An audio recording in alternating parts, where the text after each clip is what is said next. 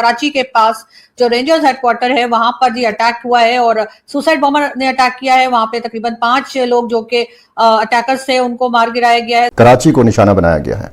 एक तवील अरसे बाद कराची में बड़ा हमला करने की कोशिश की गई है। कराची रेंजर्स हेडक्वार्टर हमले की हतमी और तस्दीकशुदा सरकारी रिपोर्ट जारी। 3 रेंजर्स एहलकार शहीद जबकि जवाबी कार्रवाई में 5 दहशतगर्द हलाक। सिंध पुलिस की आज खबर जिसको सारी दुनिया उठा रही है, पाकिस्तान के शहर कराची में रेंजर्स के हेडक्वार्टर पे अटैक हुआ है जिसमें अभी तक 8 लोगों के मारे जाने की 8 लोगों की जाने।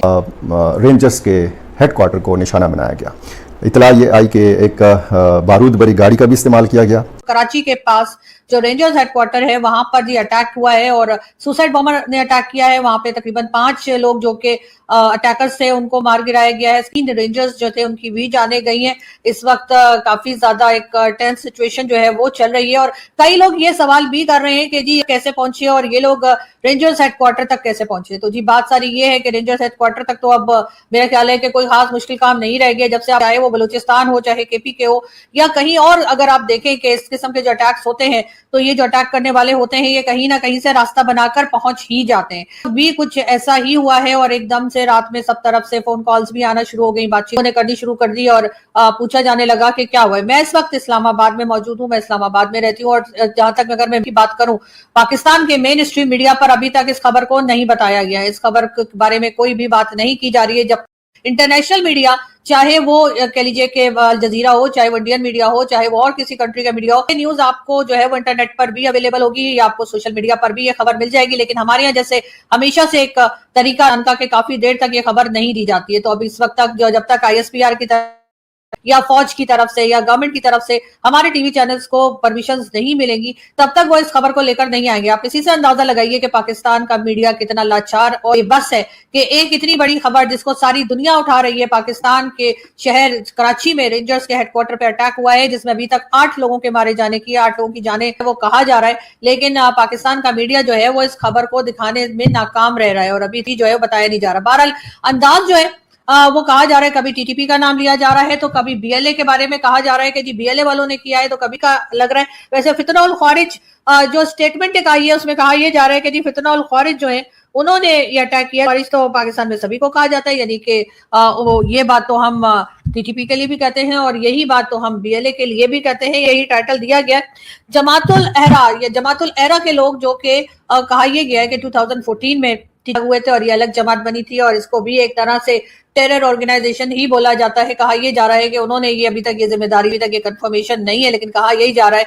कि इस जमात की तरफ से या इस ऑर्गेनाइजेशन की तरफ से जो स्टेटमेंट आया है उसमें भाई कि जी इन्होंने कहा है कि जी ये जो अटैक हुआ है कराची में rangers headquarter university road Karachi में जो अटैक हुआ है उसकी जिम्मेदारी जो है इस जमात यानी कि जमातुल अहरा के लोग जो हैं वो कह रहे हैं कि जी उन्होंने ये अटैक जो है वो किया है।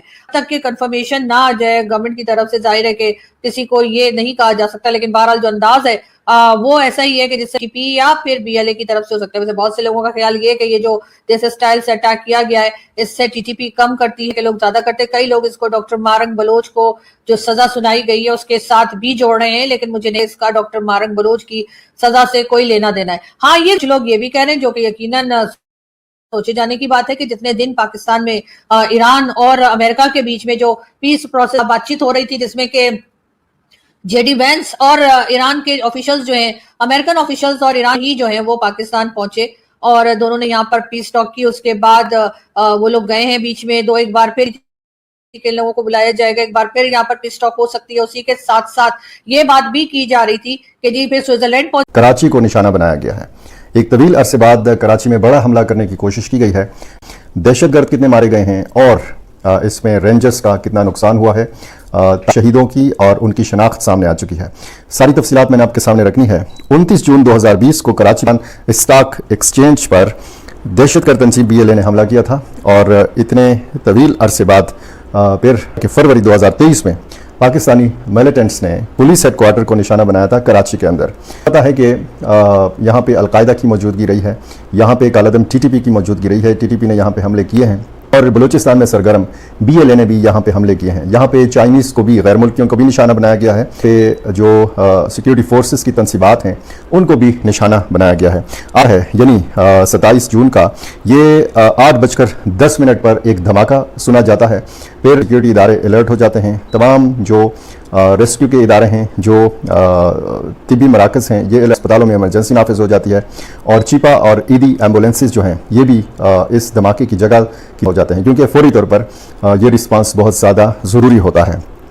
इसमें फिर इतला आती है कि जनाब गुलिस्तान जौहर का जो इलाका है, ब्लॉक 6 रेंजर्स के हेडक्वार्टर को निशाना बनाया गया। इतला ये आई कि एक बारूद भरी गाड़ी का भी इस्तेमाल किया गया, आई कि एक दस्ती बम पहले फेंका गया, रास्ता बनाया गया, और 4 कम अज़ कम जो हमलावर थे ये हो गए अहाते में। ये जाहिर है कि जब आप बात करते हैं दहशतगर्दों की हलाकत के हवाले से 2 किस्म, एक इतला यह है कि 4 हमला आवरों को मारा गया है, दूसरी इतला यह है कि 5 इन हमला है। कम अज़ कम बताया गया है कि 4 हमला आवर जो थे, जो चारों के चारों खुदकुश हमलावर थे, ये हेडक्वार्टर के अहाते में दाखिल हुए। फौरी तौर पर इनको रिस्पांस दिया गया, एक बड़ा हमला करने की इन्होंने कोशिश की, इन्होंने यरगमाल बनाने की। इस तरीके से हमने बन्नू के अंदर हमले देखे, हमने क्वेटा एफसी हेडक्वार्टर के ऊपर हमला देखा, हमने एफसी हेडक्वार्टर पेशावर पर जिस तरीके से हमला किया गया, बन्नू कैंट पर जिस तरीके से 2 बड़े जो हिकमत अमली अपनाई गई, वही हिकमत अमली हमने देखी कराची में। इसी तरह कैडेट कॉलेज रजमत में भी इसी किस्म की हिकमत गई, यानी पहले मरकजी दरवाजे को निशाना बनाना, यहाँ पे धमाका करना, या यहाँ पे खुदकुश हमला आवर का। हेलो दोस्तों, जय हिंद। आपका हमारे यूट्यूब चैनल में स्वागत है। पाकिस्तान की कराची शहर में एक बहुत बड़ा हमला हुआ है।